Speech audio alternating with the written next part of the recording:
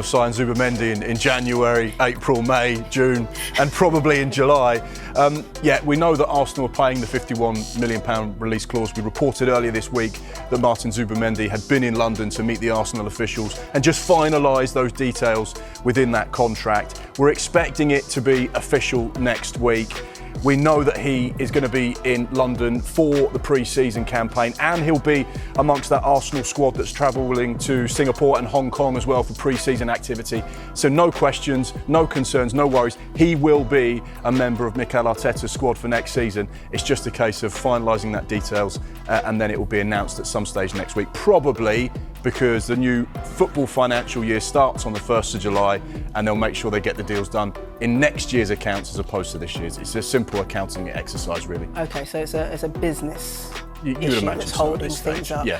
Kepa has also been mentioned. There's been Norgard that's mentioned. What's happening to these players? Why has Arsenal not signed any of them? Well, there's lots of things being tied up right now. Expecting a formal announcement of Kepa moving from Chelsea to Arsenal over the course of the next few days, possibly even next week. He's completed his medical. There's an agreement in principle when it comes to personal terms. Arsenal triggering that £5 million release clause in his contract. A great bit of business. Arsenal see that as someone to compete with David Raya, somebody who Chelsea bought for around £70 million a few years ago. So that feels like a really good bit of business. Once again, striving to get the very best out of every single department. The goalkeeper department there. Also at the same time, Christian Norgard, that deal is very close. It's a £10 million deal that's been agreed, could rise to £15 million in terms of add-ons. There's still a little bit of work to be done with that deal, but everything is pointing towards a fairly swift conclusion, and that comes amid the situation with Thomas Partey.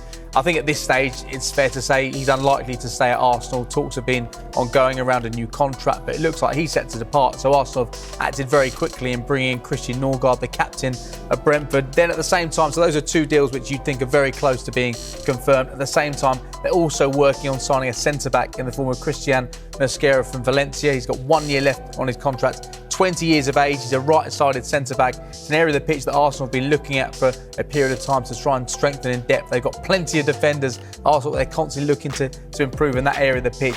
He's someone they've looked at for a long period of time, around two or 3 years. Just 20 years of age, so probably more one for the future. But look back when they signed Saliba all those years back, and look what he's like now. And that's the hope. If they do sign him, he'll be someone as good as that. Kepa, he's going to Arsenal to be a number 2. Does that sound like something that Kepa would want? Well, I think he'll be pleased with how he performed at Bournemouth last season. I think it's fair to say he didn't have an incredible season, but we got to see the sort of player that Chelsea had, the sort of player that Real Madrid signed on loan a season or two ago. And you never quite know what's going to happen in football, do you? Kepa is a brilliant goalkeeper. David Raya has been a revelation in an Arsenal shirt. There were conversations 2 years back when Aaron Ramsdale was the Arsenal number 1 and people questioned why on earth do you need to sign David Raya, because Aaron Ramsdale had a really good season, but he's just taken that jersey another step forward when you consider his showreel from last season, the important saves he made last year. I think Arsenal defensively, because of the red cards and the injuries, weren't quite as tight at the back as in previous years. In previous years they've been incredible in terms of the clean sheets. But I think Kepa's aware of what his situation will be. Last season Arsenal had Neto on loan and he only played once, I think, in the Carabao Cup. I think with a player like Kepa with his credentials, maybe you expect to see him more than Neto last season. We may see him in the domestic cups, potentially in Champions League matches if Arsenal have sealed their progression to the next spot as well. So I think it's a really, really good bit of business for Arsenal. £5 million.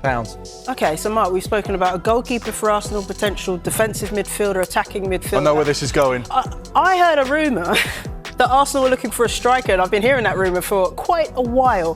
Where are the strikers in Arsenal's radar at the moment? They're coming. They're coming. Are they? But yeah, this is where Arsenal fans will be sat at home tonight watching the show. They'll be sat in the pub. They'll be sat around over the course of the weekend chatting with their mates saying, this is great. Yeah, Zubimendi, fantastic. New goalkeeper back up to Raya. Yeah, lovely jubbly. Possibly someone down the left-hand side, because that's how they talk, lovely jubbly. And they'll also be saying, we don't care about that, because the one player that we want, the one position we need to strengthen, if you spoke to 100 Arsenal fans, if you spoke to 1,000 Arsenal fans and said, you can only sign one position this summer, what will it be? Where should it be? What would you like it to be? 100 out of 100 or 1,000 out of 1,000 would say, it's a number 9, it's a striker. Now, I think Arsenal will get a striker. I don't think there's any question they will get a striker. The way you look at their activity and what they've done so far, they've obviously got a couple of the gaps they need to fill in midfield, with it looks like being an impending departure for Thomas Partey. They needed to find a backup goalkeeper or a goalkeeper that can challenge David Raya. So they've just slotted in those jigsaw pieces. That one final key jigsaw piece is a number 9. We know they're interested in Benjamin Sesko. We know they're also interested in Victor Gyökeres. But multiple teams are interested in exactly. those two. So that's where they can't hang around. Yeah. They're going to have to get this business done. But when you look at Arsenal, financially they've been very sound and they're very astute and clever with what they do. However, this next piece of business, if it's a left-sided player or certainly a number 9, is going to be the biggest spend of the summer. It's likely to be a package of 60, 70 or 80 million, depending on who they go and get. The wages are going to be, reflective of the transfer fee. The agency fee will be reflective of the transfer fee. It will be a big deal to make happen. So therefore, they're maybe just slotting in those smaller pieces that aren't quite as expensive. And then they'll be left with, right, this is our pot to go and get a number 9.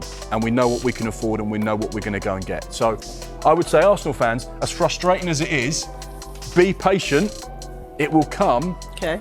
But not just yet. And we've still got 7 weeks left until the start of the Premier League season. Arsenal not back in pre-season yet. Arsenal, Mikel Arteta spoke to me before the end of the season. They're aware it's a priority. It's a clear identity. They need to find a striker in this transfer window. They've looked over the course of the last 2 transfer windows. It's not quite been right. There was that interest in Sesko in January, but there was an agreement, a gentleman's agreement in place that he wouldn't leave RB Leipzig in January whilst they were trying to compete to be in the Champions League again next season. It does look like it's going to be one of those 2 players that Arsenal are going to hone in on, and it is the most pressing priority of this transfer window. I don't think you should escape the fact that Arsenal aren't thinking about it at all, or they're working on Zubimendi, they're working on getting a backup goalkeeper first. It's a case of, they know what they need to do. It's a case of pricing up what the deals are going to be, because these are really expensive deals to do, and Arsenal in the past have been stung with deals that weren't quite right for the club. So it's a case of finding the right player at the right price, and Mark mentioned the numbers there. We know RB Leipzig want between 80 and 100 million euros for Sesko, so around 70 to 80 million pounds. And I guess that at the moment there's an uncertainty around how much Victor Gyökeres will cost from Sporting, because his release clause is around 84 million pounds. But there was talk about a gentleman's agreement being 58 million pounds to sign him. And they're 2 very different players. Sesko, 22 years of age, huge ceiling. Gyökeres, 27. Has he already reached that ceiling, playing in a slightly less challenging league in Portugal compared to playing for RB Leipzig in Germany and in the Champions League as well? So it's going to be fascinating to see what happens. They will sign a striker. We don't know the identity of their main target just yet. Okay, so Arsenal fans, don't panic. They've been calling me. Arsenal fans have been calling me. Really? Yeah. Oh, number nightmare. 9, that's all they want. Nightmare. That's what Darren says. Well, it's coming apparently, according to James and Mark. But okay, we'll leave it there on Arsenal for